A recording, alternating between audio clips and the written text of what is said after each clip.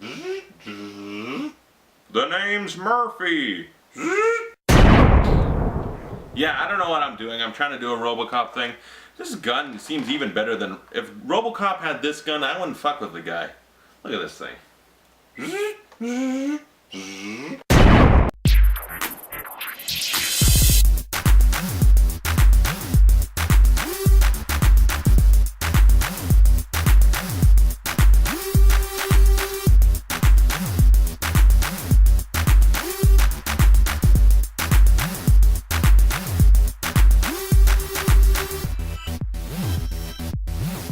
RoboCop stars Joel Kinnaman, Abbie Cornish, Gary Oldman, Michael Keaton, and Samuel L. Jackson. Hollywood, you will remake and reboot everything you can, because Hollywood is a cruel bitch with no creativity, but a lot of money. However, this RoboCop reboot's not that bad. I know, shocker, twist. M. Night Shyamalan twist. It wasn't bad. The original RoboCop, directed by Paul Verhoeven, was a classic, and it's a classic to me. Some people might not think of it as a classic. They might be like, oh yeah, RoboCop was that kind of cheesy but fun movie. To me, it's a classic. It's a classic in action and cinema in general. Paul Verhoeven, that guy's a genius. RoboCop, Total Recall. Did he make Basic Instinct, or am I making that up? Starship Troopers and, not Striptease, Showgirls. Yeah, Showgirls, he made that one. But yeah, he had a good sense of humor and brought a lot of satire to RoboCop, made it funny, and the blood, okay? Ed 209 blasts a guy to smithereens and blows the shit out of him. There's blood squibs going off. There's gallons of blood in that movie. That's something I love. I love seeing someone get shot and blood squibs explode and you buy that someone got shot. I don't like this bullshit CGI. Expendables does it a lot, where it's like, and there's some CGI blood, and if you pay attention, it's like the blood doesn't land on them. It just disappears after like 3 seconds. Horse shit, okay? Are blood squibs expensive? You know, Tarantino for Kill Bill just took some fake blood, filled a condom, and like tapes it to them, and then just done. Like, it can't be cheap. It's not expensive. It's very cheap. But this new one, oh, first off, it's PG-13, so you're not gonna get the awesome blood squibs and blood exploding everywhere over the top action of shootouts. You know, Murphy in that movie gets his head blown off, his arm shot off, he's shot to shit. This one, he's blown up with a car. They're clearly going in a different route. They want more people to be able to know RoboCop. They want the kids in there. They made RoboCop toys at Walmart. But the story goes kind of similar. You know, Murphy's kind of a good cop. He gets killed in the line of duty, and then they Omnicorp. And in the old one it was OCP, Omni Consumer Products itself, and this one's Omnicorp, which is a subsidiary of OCP. So in the future, if they make the sequel, OCP can still be a big villain, but this one's Omnicorp, because Omnicorp's having its own problems where they have these RoboCop type things, these drones, the Ed 209 and ones that look like RoboCop that are pure machine, and they have them in every other country, kind of making it a police state like Afghanistan and stuff.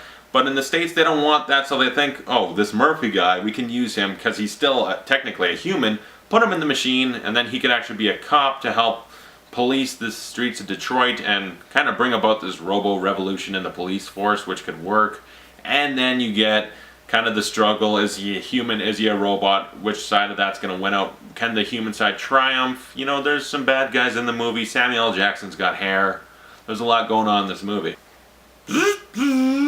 Dead or alive, you're coming with me. And anyway, RoboCop. Yeah, Joel Kinnaman from The Killing. I've never seen the show, but he's a good enough actor. You know, he starts out not that great, but throughout the movie he gets better, and by the end of the movie it's like, you know, if they do a RoboCop 2, I'd like to see that guy continue. He was pretty good.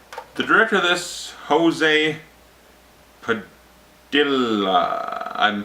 I can't pronounce names, okay? We know this by now.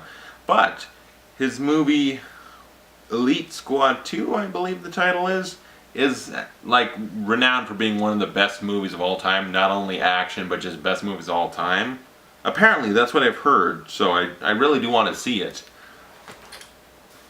Now, his directing in this one is fine, you know, it's not amazing. It's not Paul Verhoeven where he owns that movie and he put his stamp on it, but this guy did a good job directing and all, and I like how much emphasis they put on this human struggle where Murphy is trying to stay a human and not just succumb to being the RoboCop. I need to stop doing that now. But that's what it is. It's his human struggle to stay human and all that. His wife in the movie, Abbie Cornish, she's got some good scenes. Gary Oldman plays the doctor that put him in that RoboCop suit, and he's actually Gary Oldman's probably the best part of this movie. I really like his character. He's got a lot of struggles and an arc going on with how he's trying to help Murphy. And fun fact, this movie is about RoboCop, so you've got RoboCop, Commissioner Gordon from the new Batman, Batman from the old Batman, and Nick Fury with hair. This is like a nerd explosion of a movie. I love it. And also Michael Keaton, you know, he's a good actor and he's good in this movie, but his character was very much lacking, as were most of the villains. You know, not that great. No one's close to Clarence Boddicker. You know, that 70s show dad from the first movie. When I reviewed the original, I didn't talk about him much, but he's great. He had some good lines. Bitches leave. I got the muscle to shove enough of this factory up your stupid wop ass that you'll shit snow for a year. Like stuff like that. He's awesome as a just slimy piece of shit. The new villain this was bland, mediocre, and I don't even remember a thing about him. He was not good. This movie also has some good tributes to the original, you know, bring up old quotes. They actually use the original score, like the RoboCop theme. They use it once or twice. So there's some really good things. The RoboCop, the CGI is a blessing in this movie actually, because Ed 209, I love the stop motion. It's kind of silly, but I love it. But in the new one, I take Ed 209 a little more seriously because it's a more serious tone overall. And so Ed 209 is a badass because you believe that it could be walking down the street and it goes up to you, you have 30 seconds to comply, and blows you to pieces like that. You buy it. The action's alright, the new RoboCop's sweet, you know that black suit. They start out with the classic suit and go with the black suit for Michael Keaton's reasons. I want him more tactical, plus it's a new RoboCop. Am I going to complain that they don't have the shiny, silverish, bluish looking armor? They use it in the movie more than once. They go places with that, they go places with the black armor. RoboCop's still really awesome, they give him a nice upgrade. You know, he can access the whole police database. He can just be standing there, look over in a crowd, his computer accesses, you're wanted for murder.